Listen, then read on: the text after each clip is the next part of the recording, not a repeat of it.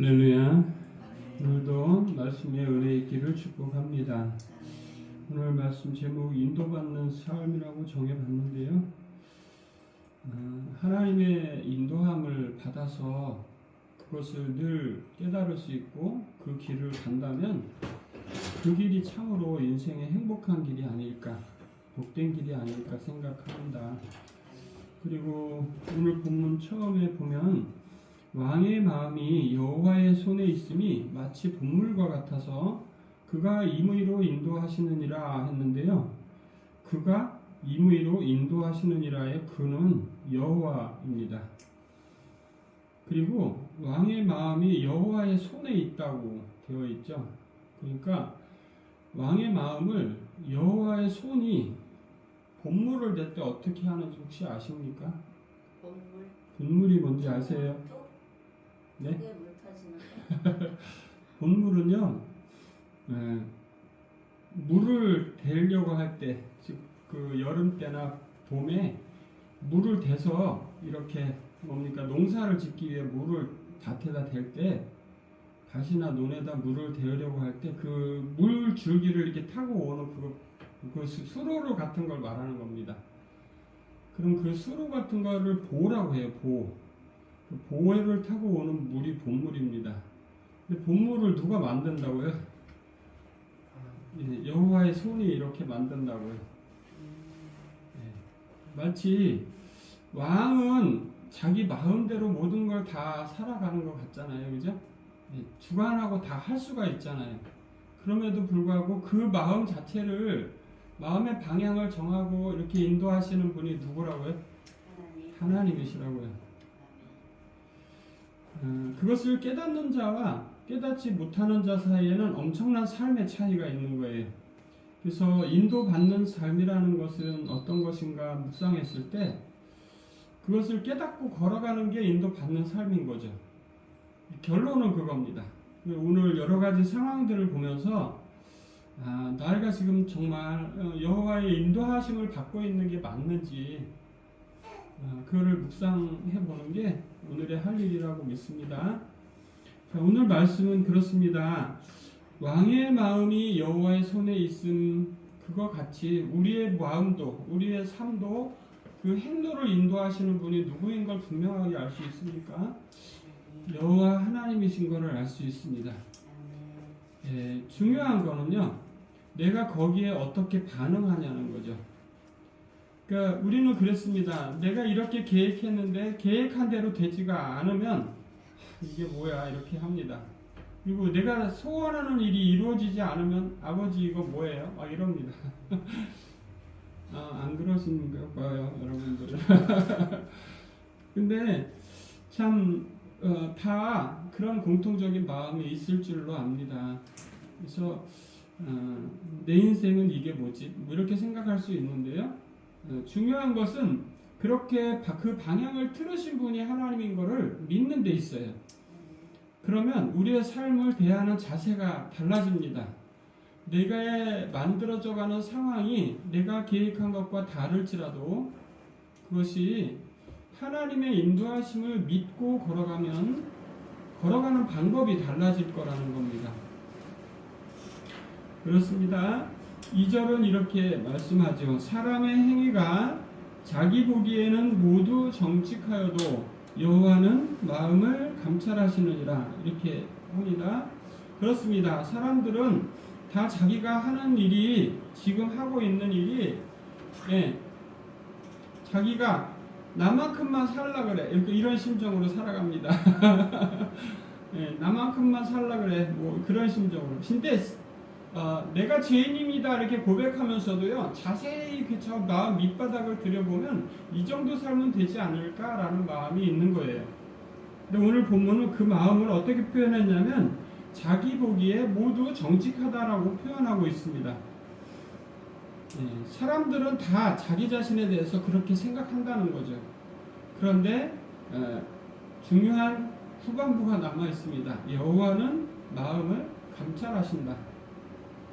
즉 하나님이 인도하시는 길이 있는데 그 인도하시는 길을 내가 걷고 있는 사람은 여호와의 마음에 맞는 길을 걷는 거고 그렇지 않은 사람은 아닌 거를 걷는 거니까 두 길은 명백하게 다를 거라는 거고 오늘 본문 누구나 자기가 바른 길을 걷고 있다고 생각하지만 여러분들 세상의 모든 사람들이 다 바른 길을 걷고 있습니까? 그렇지 않다는 것은 누구나 다 압니다. 그것은 내 생각에 이 정도야, 이 정도면 될 거야 라고 생각하는 게 답이 아닐 수 있다는 거죠. 하나님이 인도하시는 길은 이겁니다. 오늘 본문에서 이것이 하나님이 인도하시는 길이고 하나님이 좋아하시는 거야. 이게 하나님이 선택하신 방향으로 가는 거야 라고 적혀 있는데요. 인생은 그런 것 같아요. 마치 학생들이 공부할 때 공식을 따라서 문제를 풀어야 되듯이 하나님이 정해진 노선을 따라서 걸어야 우리의 인생에 승리가 있는 줄을 믿습니다. 여기도 보면요.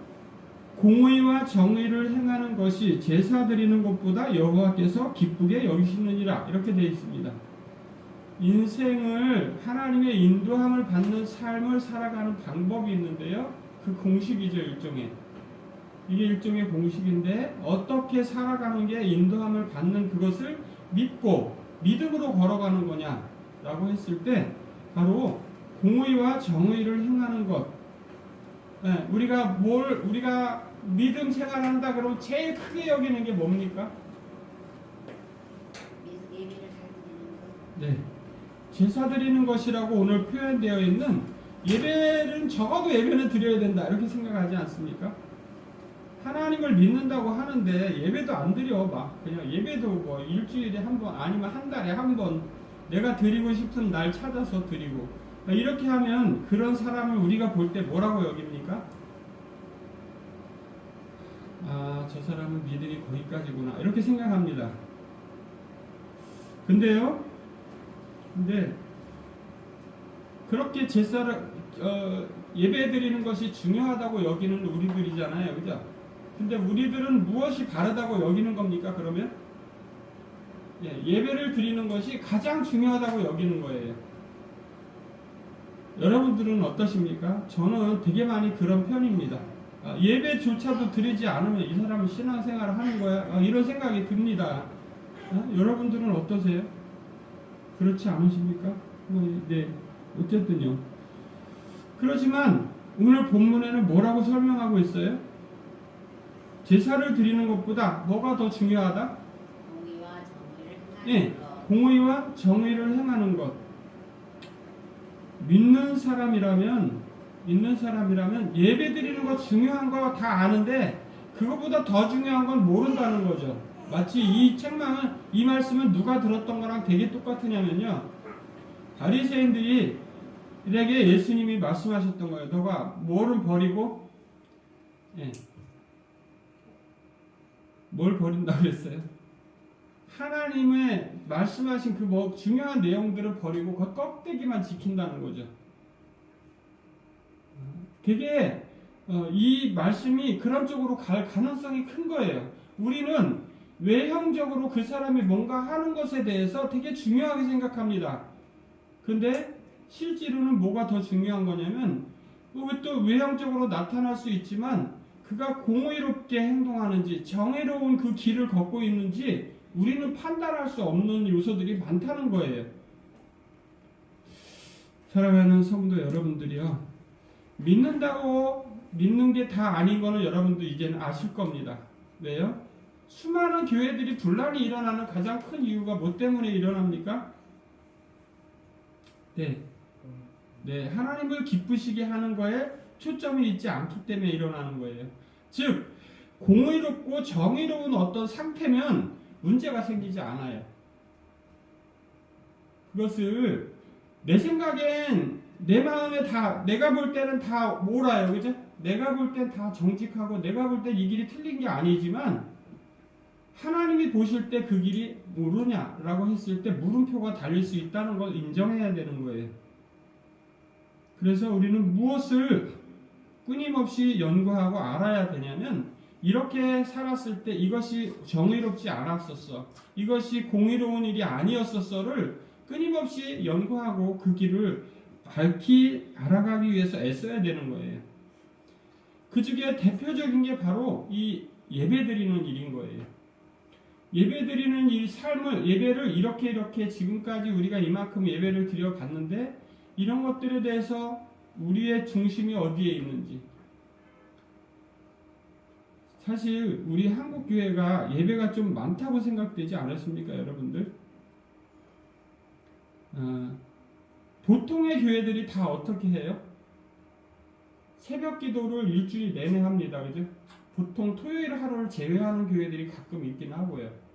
그리고 주일날 2번 예배 드리고 수요일, 금요일 이렇게 해서 우리나라 같은 경우는 보통 대부분 10번 정도 예배를 드립니다. 일주일에. 근데 그 모든 예배를 다 참석하는 사람들이 아주 안 많아요. 아주 소수입니다. 근데 그 조금 아주 소수의 그 사람들이 정말 공의롭고 정의로운 삶을 사느냐? 여러분들은 어떠실 것 같아요? 기도 많이 하시고 모든 예배를 참석하시는 권사님이 계시다고 해봅시다.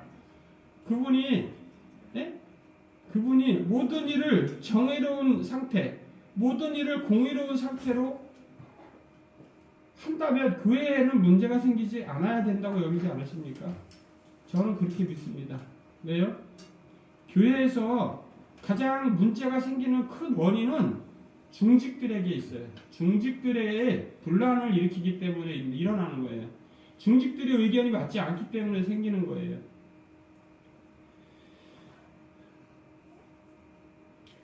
우리 교회의 형편에서는 이렇게 해야 하는데 이것이 정답이라고 우기는 어떤 사람 때문에 문제가 생기는 거예요. 여러분, 교회에서 내가 맞네, 네가 맞네 하면서 그렇게 티격태격하고 있으면 하나님이 기쁘시겠습니까? 안 기뻐요. 네, 기쁘지 않으실 거예요. 그러니까 하나님의 인도하심을 받고 산다는 것의 핵심은 어디에 있느냐면 하나님이 내가 하는 일을 보고 기쁘시냐에 있어요. 그래요. 민영이 보면 우리가 얼마나 행복해집니까? 그렇죠? 아주 행복해집니다. 그래요. 아주 이렇게 행복하게 만드는 사람들이 있습니다. 그런 걸 뭐라고 하죠? 행복하게 만드는 사람들. 기쁨죠. 민영이라고 합니까? 네, 해피 바이러스라고 합니다. 자, 어쨌든요. 그렇습니다. 여호와께서 기쁘게 여기시는 사람들은 특징이 있어요. 바로 공의롭고 정의롭게 행동한다는 거예요. 또 하나 있습니다. 그게 뭐냐면 5절입니다. 부지런한 자의 경영은 풍부함에 이를 것이나 조급한 자는 궁핍함에 이를 따름이니라. 사람들이 실패하고 좌절하고 낙심하는 데는 이유가 있습니다. 왜? 그 사람들은 그 일을 성공하기 위한 뭔가를 깊이 연구하고 오랫동안 뭔가를 하지 않은 사람들이에요. 그래서 조급해요. 빨리 됐으면 좋겠다는 거죠. 그래서 포기합니다. 왜? 하다가 포기합니다. 나는 할 수 없을 거야. 이렇게. 그러면 우리가 믿음을 시작하기도 전에 먼저 이렇게 손을 놔버리면 어떻게 되겠습니까? 아주 그거는 안 되는 일이죠. 할 수 없는 일이죠. 말 그대로. 그렇게 되는 상황은 믿음에 있어서도 아주 궁핍한 처지에 처할 수밖에 없는 거예요. 똑같이 그것이 실제로 우리가 살아가는 삶에서도 마찬가지입니다. 우리를 풍부하게 만드는 것, 풍부함을 이룰 수 있도록 하는 것은 어디에 있느냐면 우리에게 주어진 삶을 최선을 다해서 부지런히 살아가는 데 있어요. 내가 할 수 있는 그것을 가지고 하나님은 이 땅을 살아갈 여력을 주셨어요. 그리고 내가 하나님께서 허락하신 그것을 부지런히 이걸 만들어 갈 때 부지런한 자의 경영이라고 되어 있습니다. 오늘 본문에는 부지런한 자의 경영은 풍부함에 이를 것이라고 되어 있어요. 그리고 하나님이 기뻐하시는 자의 특징이 또 하나 있습니다. 첫 번째가 뭐라 그랬습니까? 공의롭고 정의로운 것. 그럼 두 번째가 뭐라 했습니까? 부지런한 거라 했습니다. 그래서 주어진 일에 최선을 다하고 열심히 그 일을 하는 것. 그리고 세 번째는 뭐가 있냐면요. 8절에 깨끗한 자의 길은 고든이라 이렇게 되어 있습니다. 하나님은 깨끗한 자를 좋아하십니다. 할렐루야. 그렇습니다. 하나님의 은혜를 깨닫고 정의롭고 바른 길로 열심히 일하면서 그 깨끗한 자의 그 길을 고든 길을 걷기 위해서 이렇게 빗든 길을 걷는 게 아니라 바른 길을 걷다 보면 거기에 하나님의 은혜가 넘치는 걸 깨닫게 되고 하나님의 인도하심이 여기 있는 걸 발견하게 되고 그렇게 사는 인생이야말로 의미 있는 인생이라는 걸 알게 되는 겁니다. 그가 비록 가난해 보이고 남들이 보일 땐 아이고 참말로 이런 소리를 듣는다 할지라도 그 안에 그의 내면의 세계에 있는 평화의 나라에는 그가 반드시 도달할 수 있는 거예요. 사랑하는 성도 여러분, 그렇습니다. 하나님의 인도하심이라는 건 다른 게 아니라 우리가 하나님이 나의 삶을 이끌어 가시는 것을 믿고 그 길을 부지런히 살아가는 데 있어요. 또 오늘 그렇지 않은 다른 부류의 한 부류의 사람들은 어떤 식으로 살아가는지 한번 살펴보겠습니다. 그 사람들은 이렇게 살아갑니다. 자, 4절 눈이 높은 것과 마음이 교만한 것과 악인이 형통한 것은 다 죄라고 되어 있어요. 즉 하나님이 인도하시지 않는 길의 첫 번째가 뭐라고요? 죄라고요. 죄. 하나님은 죄의 길로 절대 인도하지 않으십니다. 그러니까 이것은 죄야 라고 느껴지는 것은 우리의 눈에서 아주 멀리 해야 되는 길인 줄을 믿습니다. 하나님의 인도함을 받는다는 것은 죄의 길에서 멀리 떨어져서 내가 살아가려고 노력하는 데 있어요. 내 생각엔 그것이 죄가 아니라고 생각될지라도 그것이 말씀에서 너 이건 죄야 라고 선언되어 있다면 버려야 되는 거예요. 명백하게 선언되어 있지 않은 많은 것들 때문에 수많은 사람들에게 혼동의 요소가 있는 거예요. 어떤 사람들은 교회에 안 가도 내가 마음에 예수님이 있으면 되지 뭐 이렇게 생각합니다. 여러분들 그건 어떻게 생각하십니까? 여러분들은? 네, 거기에는 뭐가 없는 겁니까? 하나님을 향해서 뭔가 하는 게 없는 거예요. 뭔가 우리가 삶으로서 그걸 드러내고 나타내려고 하는 것들이 적어질 수밖에 없어요. 그렇기 때문에 그것은 권장하거나 추천할 만한 방법은 아니라고 믿습니다. 또 하나님이 인도하시지 않는 길, 그것은 재물을 모으는 데 있어서도 마찬가지예요. 아까 전에 어떻게 말했죠? 재물을 모으는 데 있어서도 하나님이 인도하시는 방법은 부지런히 일을 하는 데 있다고 했습니다. 아멘? 부지런히 일을 하는 데 있다고 했어요. 근데 이 사람들은 어떤 방법으로 합니까? 속이는 말로 재물을 모읍니다. 그리고 나서 사람들은 어떻게 여깁니까? 속이는 말로 재물을 모으고 나서 그거로 만족하고 기뻐합니다.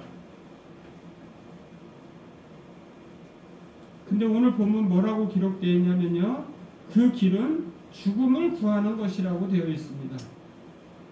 많은 사람들이 남을 속이고 남의 재물을 뺏어서 내 것으로 삼으면서도 그게 죽음으로 가는 길인 걸 모르는 거예요. 여기서 말하는 죽음이라는 것은 실제로 육체적인 죽음일 수도 있지만 무엇보다도 영적으로 훨씬 더 그에게 해악을 끼치는 것을 알아야 됩니다. 남의 것을 취하거나 또는 속이는 것으로서 자기의 재물을 삼으면 그것이 자기의 영혼을 피폐하고 만든다는 걸 알아야 되는 거예요. 만일에 어떤 사람이 이 물건은 10만 원입니다 했는데 좀만 깎아주세요 해서 상대방이 어느 정도 할인 디스카운트를 해준다면 그 정도 되지만 그것도 되도 않는 가격으로 이렇게 막 해가지고 내가 싸게 샀어요. 예를 들어서. 그럼 우리는 그것으로 기뻐하고 즐거워합니다. 근데요, 그것은 하나님이 보실 때 제가 생각했을 때는 제 믿음으로는 그거는 옳지 않다고 여깁니다. 상대방이 허락하는 선까지가 최선이라고 생각합니다. 여러분, 속이는 말로 재물을 모으는 것은 불려다니는 안개와 같아서 허황된 거라는 겁니다. 그냥 다 없어지는 거예요. 바람 한번 확 불면 다 날아가는 게 안개입니다. 이 세상의 물질은 그렇습니다. 하나님이 이 세상의 물질은 바람과 같아서 다 날아갈 수 있는 거예요. 하나님이 일순간에 날려버리실 수 있는 겁니다. 그러나 부지런히 자기의 일을 경영해서 뭔가 만들어낸 사람들 거는 하나님이 그렇게 하지 않으셔요. 그리고 그렇게 사는 사람들은 지난한 시간이 필요합니다. 많은 시간이 필요해요. 많은 노력이 필요하고 많은 열정이 필요하고 많은 게 필요해요. 그렇지만 남을 속이려고 하는 사람들은 왜 속여서 자기의 것으로 삼으려고 하겠습니까? 자기가 그렇게 지난하게 살아온 삶이 싫은 거예요. 부단하게 노력하면서 사는 삶이 힘들어서 싫은 거예요. 그래서 조급하게 그렇게 하는 거예요. 하나님이 좋아하는 1순위가 뭐라 그랬어요? 예배보다도 더 중요하게 여기시는 게 뭐라 그랬어요? 공의와 정직하게 정의롭게 사는 거라 그랬죠? 근데 오늘 7절은 뭐라고 되어 있습니까?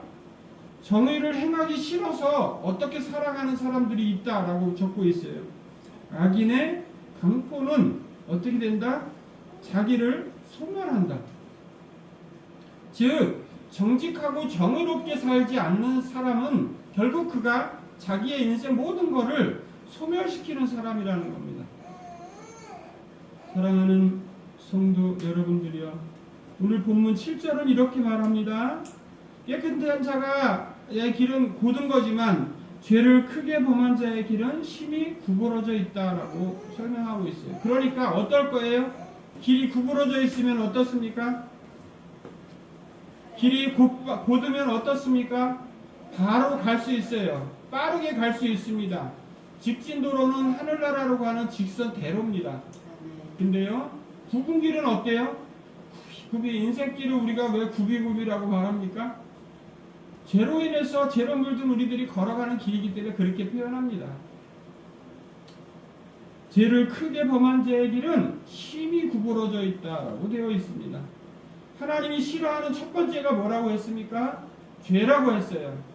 죄를 따라가는 그 사람은 반드시 그 심히 구부러진 길을 걷다 보면 어때요? 직진대로를 가는 것보다 훨씬 더 고단한 인생을 살 수밖에 없어요.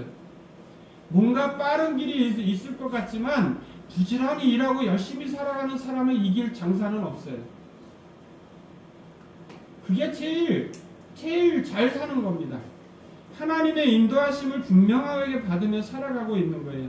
우리는 그렇게 생각합니다. 하나님이 인도하심을 받으려면 하나님이 꿈속에 나타나서 야, 너 오늘은 어디 가서 뭐 해라 이렇게 이야기해야 된다고 생각합니다. 그러나 절대 그렇지 않습니다. 하나님은 그런 식으로 일하지 않으셔요. 하실 수 있지만 안 하십니다.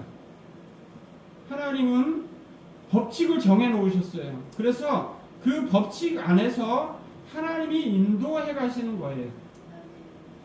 자, 오늘도 이 구절도 그렇습니다. 사람이 인생을 사는데 옆에서 맨날 티격태격하는 사람이 있으면 어떻습니까? 피곤합니다.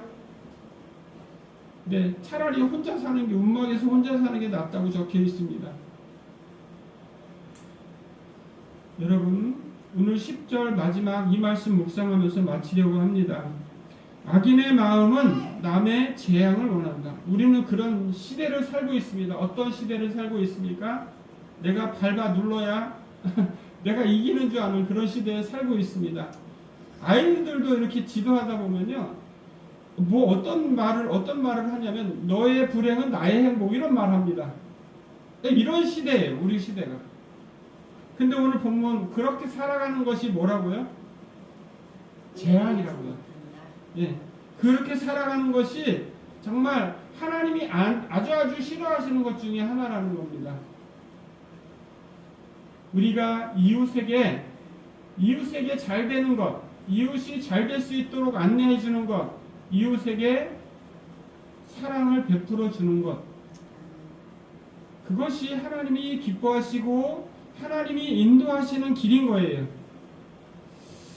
하나님이 인도하시는 길은 하나님이 사무엘아 하셨던 것처럼 누구야 이렇게 이름을 불러서 너 오늘 이거 해라, 이게 하나님이 하시는 게 아니라고 다시 한번 강조해서 말씀을 드립니다. 하나님이 정해놓으신 법칙 안에서 부지런히 살아가는 게 정말로 하나님의 인도하심대로 사는 삶이라는 것을 믿으시기를 주의 이름으로 축복합니다. 기도하겠습니다. 아버지 감사합니다. 오늘도 주의 은혜가 우리에게 넘침을 믿습니다. 하루하루 살아가는 동안 부지런히 또 깨끗하고 정직하게 또 그 고든 길을 걷기 위해서 그런 마음으로 우리의 삶을 살아가기를 소망합니다. 모든 인생들이 자기 보기에는 선해 보여도 하나님은 그 마음을 감찰하시는 줄을 믿습니다. 하나님이 보실 때에 기뻐하시는 그런 삶이 우리에게 있기를 원하며 또 한 주간 주님이 인도하실 것을 믿고 예수님의 이름으로 축복하며 기도합니다.